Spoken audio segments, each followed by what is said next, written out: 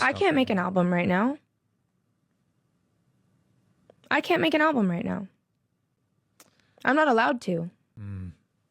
I can't make an album right now. Yeah, I don't like the sound of that. Yeah, what's the reality? Because the Great Impersonator didn't perform that the way they thought it was going to.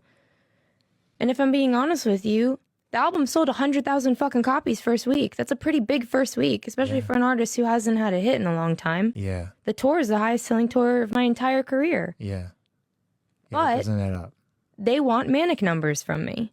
Right. Everyone wants manic numbers from me. I can't do that every single time. It should be good enough that I do it once in a while. Yeah, so this clip is interesting. And for those of you who don't know, this is a pop singer by the name of Halsey. And she does have quite a few songs that have become popular over the years. And I'm familiar with her work. I can't say I listen to her on a regular basis. But what struck me about this comment is that this really shows kind of the predicament that artists or creators get in, you know, the fact that we will always have this struggle of wanting to create, but once we get into these certain systems, all right, and she's in the major label systems, that is potentially going to prevent you from doing certain things. And, you know, when you're in that machine, you are going to do as you are told. And, you know, they want her to produce a certain type of product and get in a certain type of numbers. But see, this type of behavior is juxtaposed to being an artist, right? The nature of art, while though it can be monetized, okay, at its core, it's not meant to be monetized. And this is kind of where we get in trouble, but I want to go a little bit further here to talk about to explain more about what I'm getting at. Are you a designer, or are you designing for capitalism? It's something that Robin Murray argued in the paper, Fordism and Post-Fordism. Well, why can't you be both? You can be a designer while also taking into the factor that you need to design to survive this industry. And therefore, pandering to people's interests, pandering to consumers, buyers' behavior is something that's super logical. But does that in any way interfere or diminish your artistic integrity? Yeah, the answer is yes, it absolutely does. Okay. You know, if somebody has a proverbial gun to your head and they tell you, you are to tell me this information or do this, unless that is going to happen to you, it's going to affect the response that comes out of your mouth. So, you know, I explain in this long diatribe of the video I made, okay, about being an artist, this conflict that occurs. All right. Over the course of my 20-year career in the music industry, one thing I have always done is I have shied away from certain things that I felt was going to harm my artistic integrity. Okay. What I was trying to do and put out. So in other words, if I was, if I could have gone down certain paths that would have been more financially beneficial for me from a standpoint of music or music industry career, but because it was juxtaposed to what I was or felt inside, I did not go down those paths. And if I needed to make money in other ways, I would do it. You know, so that's kind of the thing, is that people think they have to make a living at their art. Well, yes, a lot of people do, but sometimes you have to understand where commerce and art intersect.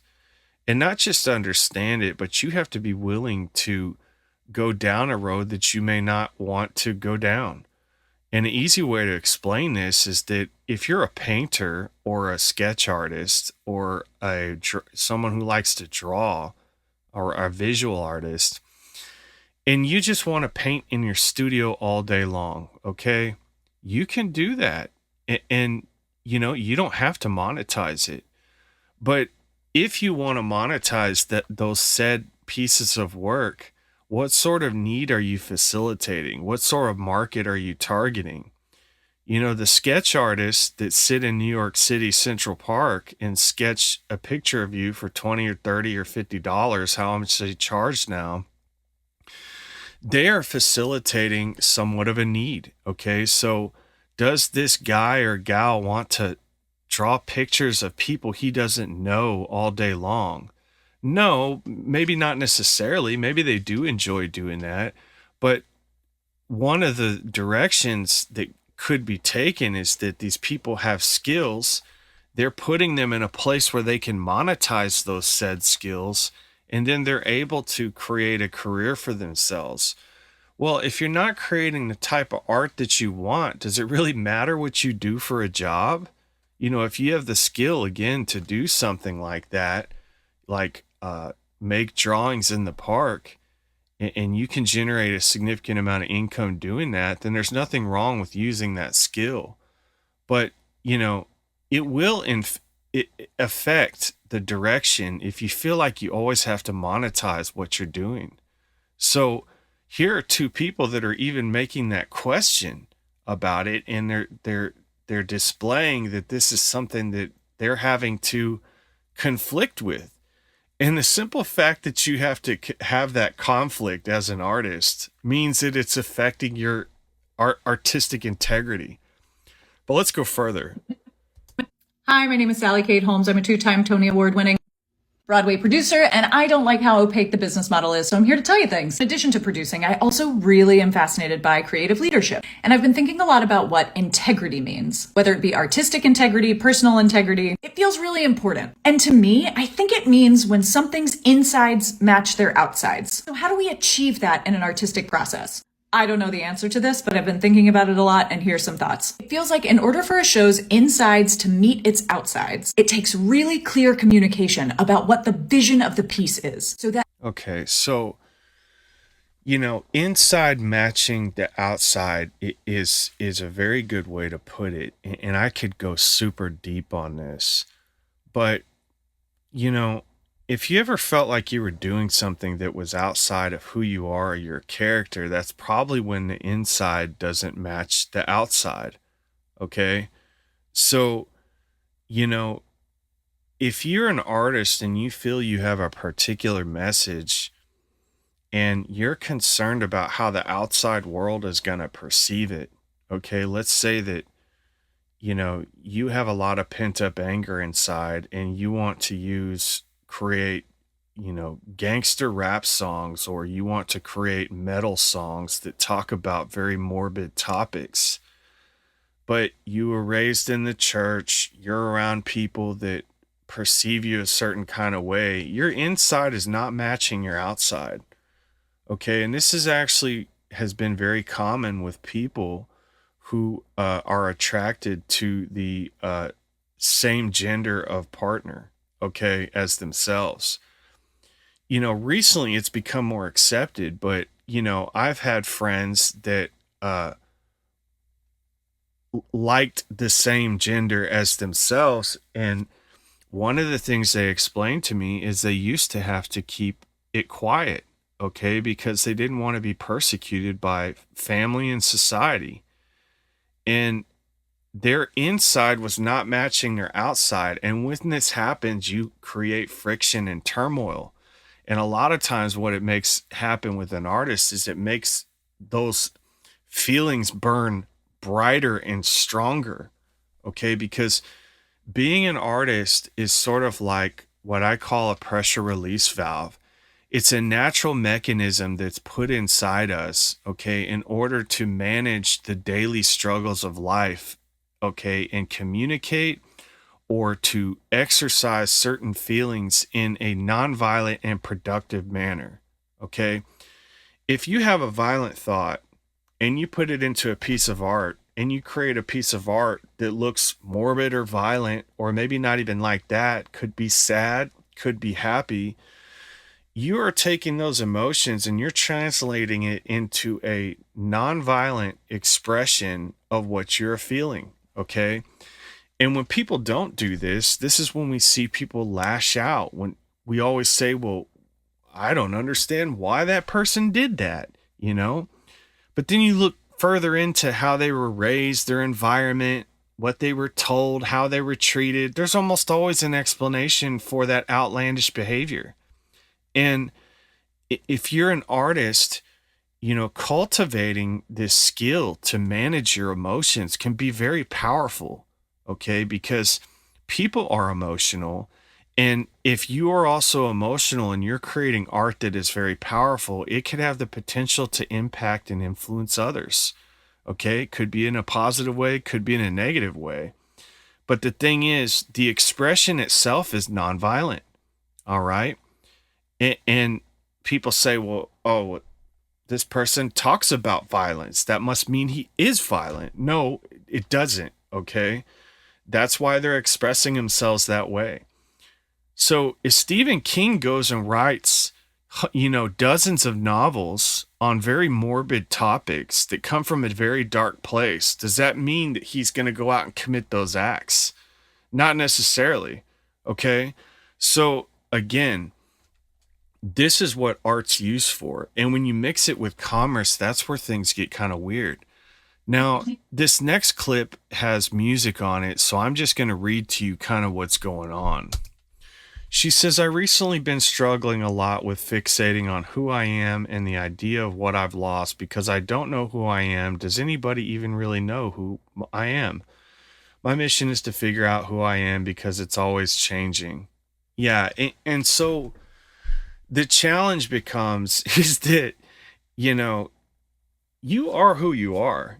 It's just whether or not you accept who you are. Okay. And a lot of people don't accept themselves and they listen to feedback from the outside world. And then they have this thing where they start questioning who they are, like this gal here. She's struggling a lot with fixating on who she is. And this is not unique to her. I had struggled with my identity for many, many years, especially as an artist, because again, what I felt didn't match the outside, like the gal talked about earlier. And when that doesn't happen, you have this friction like this person is experiencing here. She struggles a lot because she doesn't think she knows who she is. She probably knows who she is. She's just not comfortable with it, right? And she's trying to reconcile that. And when you can't reconcile that, you have all this question about your identity. Let's go into the next one. I think this clip is kind of interesting. Making art in your 30s is a lot different than making art in your 20s. In your 20s, you are trying to prove you are better than other artists. In your 30s, you are trying to prove you're as good as other artists. And in your 40s, you're just trying to make art because you like to make art. I disagree with that. If anything, it's probably in reverse for me. I started out by making art because I like to make art. And then the better I got, the more I wanted people to know about it. Okay. And then at times I do compare myself to other people, and some of the nature of some of the genres that I've created, especially when you write hip hop music. Okay. The nature of that genre, all right, it is competition. So if you see something and you're reflecting on, a particular verse or song that you heard and you feel you can do better, you might create some sort of song that reflects what experience you had with that one. Okay, so that's why I think it's kind of backwards what this guy is saying. And people go through different phases. This is not universally applicable. There's some people that just create art and they never compare themselves to other people. Okay. And they never have any sort of motive to attention seek or anything like that. But let me go a little further. I think one of the toughest parts about being an artist, living an artist lifestyle, pursuing art as a job, working in freelance, or just any kind of like non-traditional job that doesn't get talked about very often, is that there's no system in which to succeed. There's no definition of clear success. There's no hierarchy or no one above you to affirm when you've succeeded. And I realize there's an entire other side of this conversation that could be negative or about capitalism. I don't want to talk about that. That's not the point here. I'm talking about the human need for affirmation, the human need for someone to tell you you've done a good job. Yeah, so I mentioned this very in depth, okay, in the hour-long video I made, and also the 30-minute or so video I made before that. And the essence of it is that if you go into any field, all right, if you want to become a doctor, a dentist, a lawyer, a pilot, anything associated with mastery or having to have a lot of education, okay, in order to succeed, there's a very set infrastructure on your success. If you do A and B, you will get rewarded with C. Okay? When you're an artist, you could do A, B, and C and be rewarded with nothing. That's the crazy thing about it. And, you know, if you look at it financially, that could be the outcome for you. Okay. So I want to make art. Now I want to monetize my art. Now I want to become a well known artist. You know, and a lot of these things you can't control. So no matter how good you become, that doesn't necessarily mean that you are going to become financially successful. And that's what makes being an artist unique to other fields. Okay. Now, the thing about becoming an artist is, as I mentioned in other videos, artists a lot of times are looking at it the wrong way. You know, everybody goes on the web and they want to talk about how to monetize your music on Spotify, you know, how to create a free shipping and handling funnel for your fans, you know, and whatever else. And yes, some of this strategy works to monetize or build a fan base, but nobody goes on the web and talks about how can I become a better artist? Okay. How can I be comfortable with all of the things that I'm thinking in my head, but I don't want to write about them because I don't want people to make fun of me. You know, how do you get comfort in knowing that you're on that right artistic path? Because that is a spiritual path, right? That has nothing to do with money. So I can have no money in my bank account and be a fantastic artist. And not only am I comfortable with that, and not only do I know that, but my inside over the years has started to reflect my outside. Okay. Maybe not financially necessarily, but how I feel comfortable both inside and outside when I present this artwork. So if I do get criticism, if I do get exposed to failure, it's not going to impact my overall trajectory. I'm going to keep moving because I know it's about evolving as an artist. And if the money comes, it does. If it doesn't, it doesn't. I can't control what I can't control. So that's really the essence of what this guy explains in the clip. And I'm happy to hear it because it makes me feel, well, I don't really care if I'm validated or not, but it makes me understand and relate that there is someone else out there that feels the same way I do and was able to articulate it very clearly. Okay. That's the point. There is no infrastructure. You have to make your own. You have to build the factory yourself. You have to build the widgets yourself. You are the customer service operation. You are the marketing operation.